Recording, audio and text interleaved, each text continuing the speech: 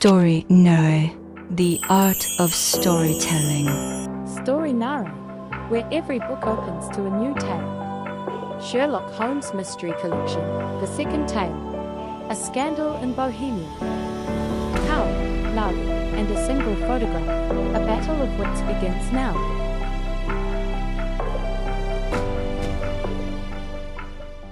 To Sherlock Holmes, she is always the woman. I have seldom heard him mention her under any other name. In his eyes she eclipses and predominates the whole of her sex. It was not that he felt any emotion akin to love for Irene Adler. All emotions, and that one particularly, were abhorrent to his cold, precise but admirably balanced mind. He was, I take it, the most perfect reasoning and observing machine that the world has seen, but as a lover he would have placed himself in a false position. He never spoke of the softer passions, save with a jibe and a sneer. They were admirable things for the observer, excellent for drawing the veil from men's motives and actions. But for the trained reasoner to admit such intrusions into his own delicate and finely adjusted temperament was to introduce a distracting factor, which might throw a doubt upon all his mental results. Grit in a sensitive instrument, or a crack in one of his own high-power lenses, would not be more disturbing than a strong emotion in a nature such as his. And yet there was but one woman to him, and that woman was the late Irene Adler of dubious and questionable memory. It is a strange thing, but I never knew Holmes to be in error. The reader may set me down as a hopeless busybody, but I had always shared my friend's love of all that is bizarre and outside the conventions and humdrum routine of everyday life. Many of my recollections are associated with his singular powers, and the little adventures which arise from them. But, apart from the obvious facts of his strong dislike to women, and his distaste for any form of society, I knew little of my companion. For all our intimacy, there was one woman, and one woman only, who had ever made any impression upon him. And she, of course, was Irene Adler, of dubious and questionable memory. This is how it happened that one night, it was on the 20th of March, 1888, I was returning from a visit to a patient when my way led me through Baker Street. As I passed the well-remembered door, which must always be associated in my mind with my wooing, and with the dark incidents of the study in scarlet, I was seized with a keen desire to see Holmes again, and to know how he was employing his extraordinary powers. His rooms were brilliantly lit, and, even as I looked up, I saw his tall, spare figure pass twice or thrice in a dark silhouette against the blind. He was pacing the room swiftly, eagerly, with his head sunk upon his chest and his hands clasped behind him. To me, who knew his every mood and habit, his attitude and manner told their own story. He was at work again. He had risen out of his drug-created dreams and was hot upon the scent of some new problem. I was keenly delighted when I saw him. He seldom rose to greet me, but he was cordial enough. "Wedlock suits you," he remarked. "I think, Watson, that you have put on 7.5 pounds since I saw you." 7. I answered. "Indeed, I should say a little more. Just a trifle more, I fancy, Watson. And in practice again, I observe. You did not tell me that you intended to go back into harness. Then how do you know?" "I see it, I deduce it." "How do I know that you have been getting yourself very wet lately, and that you have a most clumsy and careless servant girl?" "My dear Holmes," said I, "this is too much. You would certainly have been burned had you lived a few centuries ago. It is true that I had a country walk on Thursday and came home in a dreadful mess, but as I have changed my clothes I can't imagine how you deduce it. As to Mary Jane, she is incorrigible, her mistakes are too obvious. But how you know of it?" He chuckled to himself.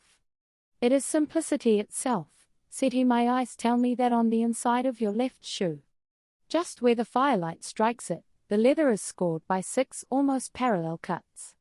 Obviously they have been caused by someone who has carelessly scraped round the edges of the sole in order to remove crusted mud from it. Hence, you see, my double deduction that you have been out in vile weather, and that you have a particularly malignant servant." As I leaned back in my chair and lighted a cigarette, Holmes stood with his back to the fire and looked me over in his singular, introspective fashion. "Marriage suits you, Watson," he repeated. "You are looking remarkably well. But you have put on a little weight since I saw you last. I laughed. I'll not deny it, but you, Holmes, you are as thin and restless as ever. I have been engaged in some very deep work, he answered. It has kept me indoors and away from my usual exercise. But tonight you come at a fortunate hour, my dear Watson. If you had left your patient a little earlier or later, you would have missed a singular chance. What is it, then? I asked. A client, and a remarkable one. It seems that he is anxious to consult me, but he is as shy as a debutante. He wishes to appear at a late hour, masked, and with every precaution of secrecy. I fancy that this is indeed a case of some importance. Hark! There he is now. As he spoke, the sharp sound of horses' hoofs was heard clattering on the paving stones of Baker Street. A few moments later, there was a knock at the door. Come in, Holmes cried. A tall man entered, clad in a rich cloak with a deep blue trimming, and bearing upon his breast the star of an order. His manner was that of a king, yet his face was covered by a black mask, and he advanced with evident reluctance, glancing about him as one who feels uncertain.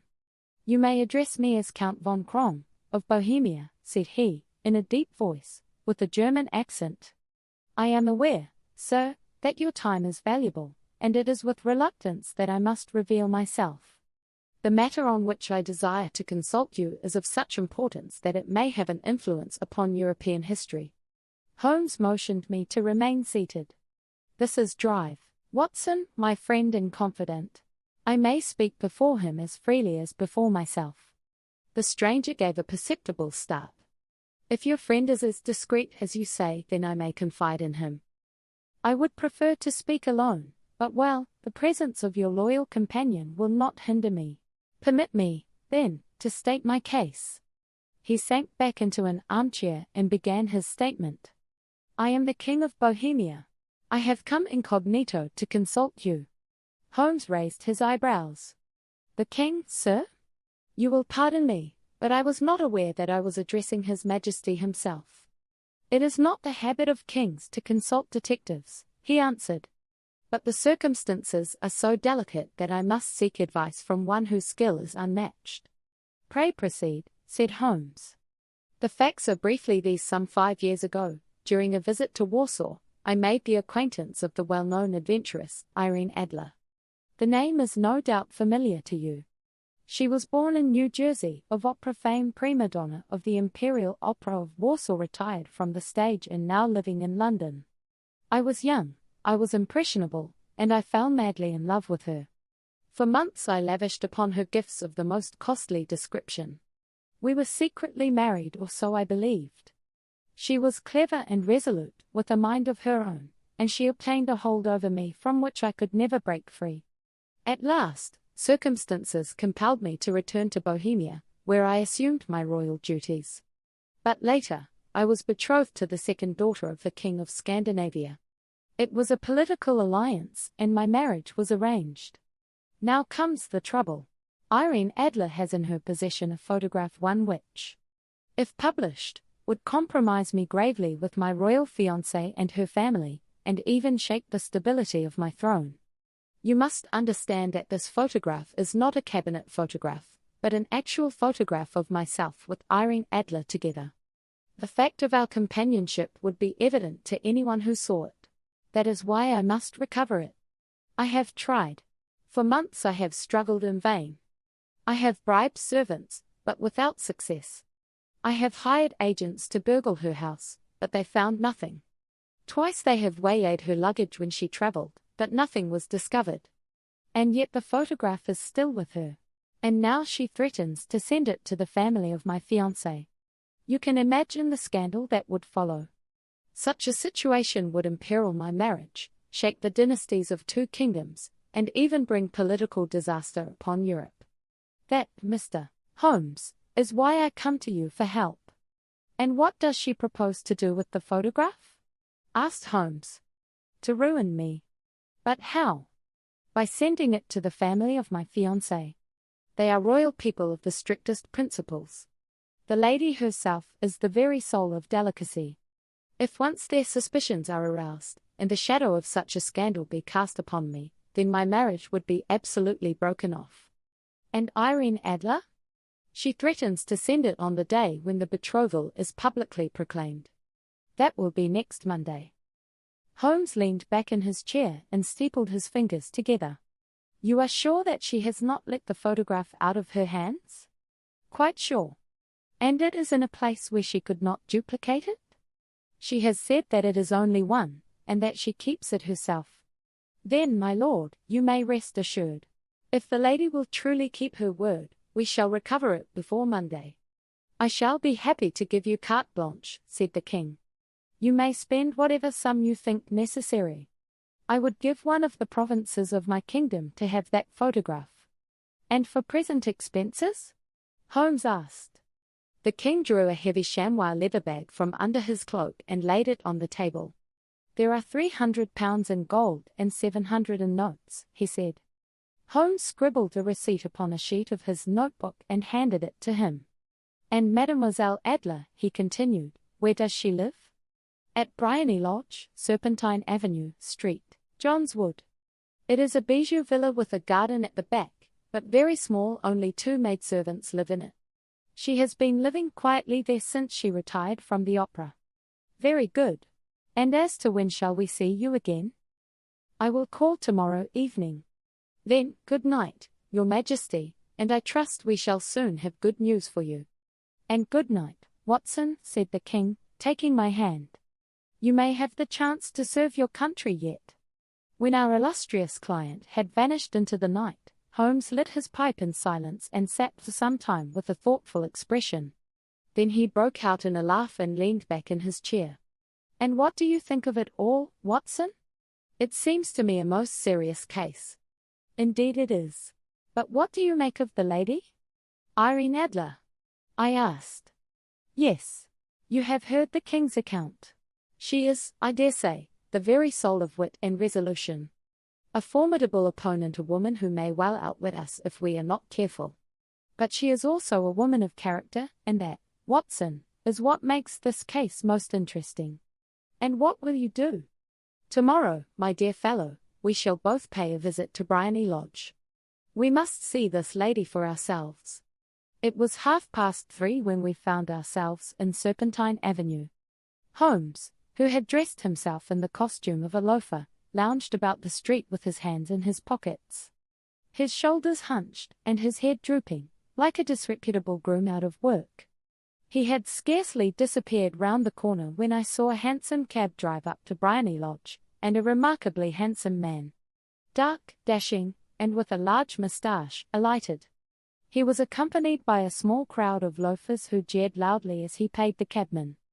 He seemed accustomed to it and nodded good-humouredly to the shouting fellows. Good heavens, Watson, said Holmes when he suddenly reappeared at my side. That is Godfrey Norton, of the Inner Temple, one of the most reckless lawyers in London. What on earth can he be doing here?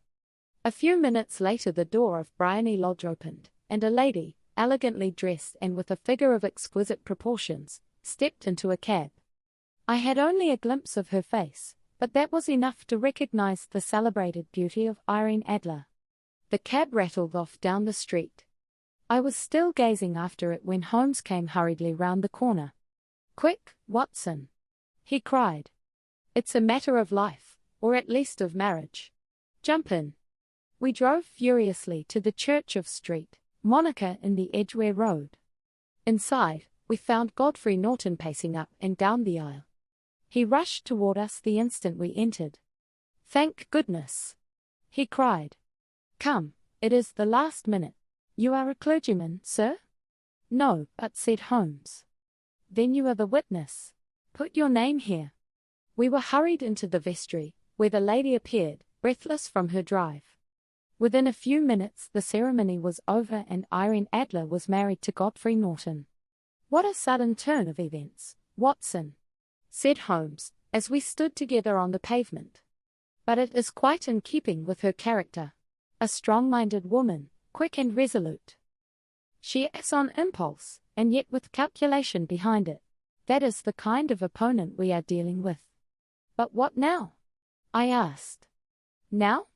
The case has become infinitely more complex. Still, the photograph must be somewhere within her house. Our task is to discover its hiding place. She will guard it closely, especially now that she is married. Tonight, Watson, we must make our move. He glanced keenly down the street toward Bryony Lodge. At 8 o'clock this evening, we will be there. I shall need your help in carrying out a little stratagem. At exactly 8 o'clock we found ourselves outside Bryony Lodge. It was a lovely evening, with a bright sunset and the air full of the sound of people returning home. Holmes, however, had disappeared, and in his place there stood an elderly woman, bent with age, her back arched, and a bonnet on her head. For an instant I scarcely recognized my friend. He shuffled slowly along the pavement, coughing and mumbling like a poor beggar woman. As the lamps were lit, groups of people passed by, laughing and chatting, while others stopped to greet Irene Adler as she drove up to her house in her brougham. She bowed graciously and spoke kindly to them, and then went indoors. Holmes's eyes gleamed beneath the bonnet as he whispered to me, "The game is afoot, Watson." Suddenly there was a commotion in the street. A quarrel broke out between some rough fellows, and within moments Irene Adler herself appeared at the door to see what was happening. At that instant, Holmes, still disguised as the old woman, was caught in the scuffle and fell to the ground, apparently injured. A cry of sympathy arose, and Irene Adler herself hurried forward to assist the poor creature. She had him carried into her sitting room, where he lay groaning upon the sofa. I watched from outside as events unfolded exactly as Holmes had planned. "A glass of water," cried one of the crowd. "She will fetch it herself," another shouted. And so, Adler hurried into the inner room. In that brief moment her eyes turned instinctively toward a panel in the wall above the fireplace. I saw it clearly. Holmes had seen it too. The secret was out. In a few minutes Holmes was carried out by the crowd and laid upon a bench in the street. I hurried to his side and found him apparently weak and dazed, though a quick wink from his eye told me that he was perfectly unharmed. "Well, Watson," he whispered as I bent over him, "we have the photograph. We know where it is hidden." I pressed his hand in silent congratulation as we rose together and made our way slowly down the street.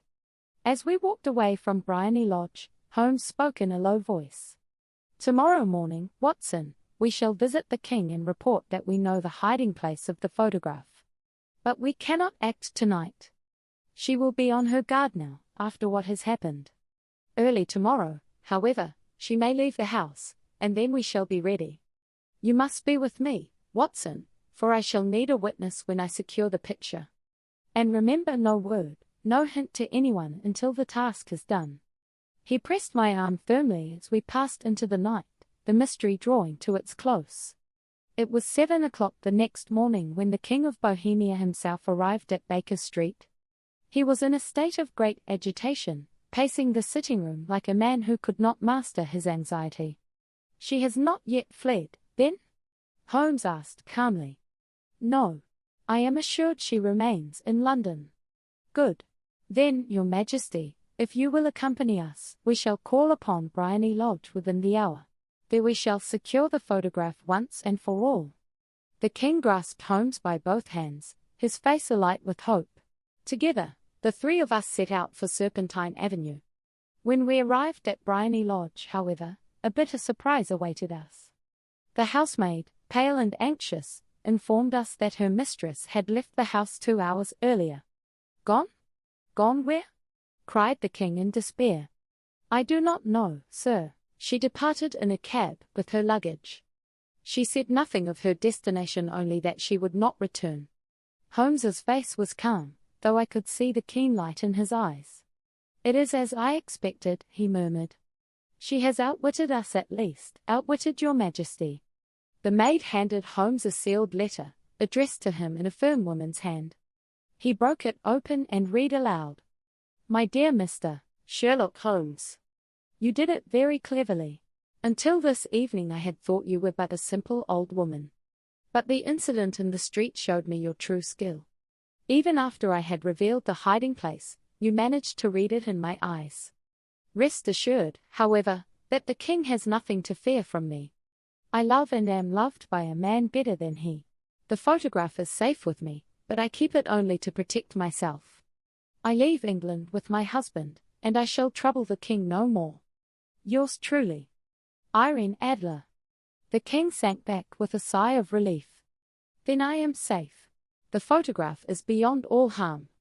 Holmes smiled faintly. Safe, yes. But lost to your majesty. Irene Adler has turned the tables on us all. She has kept her honor, and she has shown herself to be a woman of rare wit and resolution. She is, indeed, the woman. The king muttered, what a woman would she not have made an admirable queen? Holmes merely shrugged. To me, she will always be the woman.